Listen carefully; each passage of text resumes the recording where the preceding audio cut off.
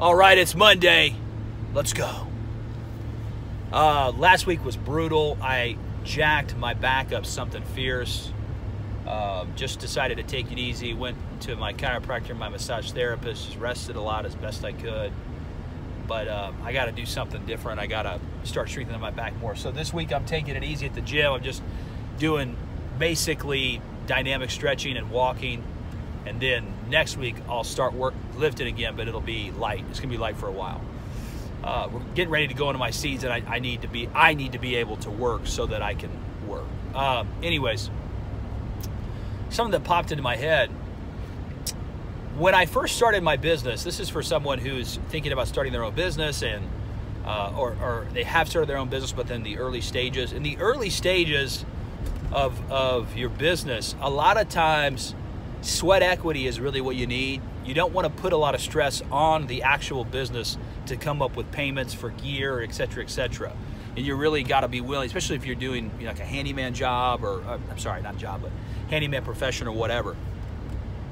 But there will come a time where to do the work right, you're going to have to invest in the gear. And really, that isn't just for, being a handyman. That's also for really every aspect of life. If you really want to build wealth in a very practical and accessible way, you're going to have to pay for the gear being really a financial advisor, the tool, the mechanism, however you want to say it, whatever.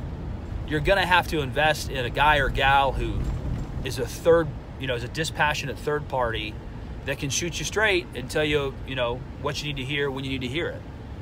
And it help hold you accountable. But it's that way too with health, getting a professional that knows more about the human body than you do. At some point, to go to the higher level of business and ultimately in life, you do have to invest in the gear. You have to invest in the tool. Depending on what, business you're in, that varies, of course. But it's something that I don't know if I've talked about before in the video, but I'm to the point now where for me to do the work that I want to do, or that I need to do, and the revenue that I want, I got to go to the next level with gear. So this year we're going to make some purchases. I'm excited. It's going to be good. Possibly get going to get a bigger trailer, possibly a dump trailer that'll make all of the hauling that I do easier. It'll also expand the hauling that I can do, all that good stuff. So this is important to understand. At some point, you have to step your game up with gear. You have to step your game up with tools. You have to step your game up with investment. And, again, that definitely in a handyman profession or contractor, whatever the case may be, for sure, of course. But really, this is in all ways of life. If you want to build wealth, you need a professional to help you to do that.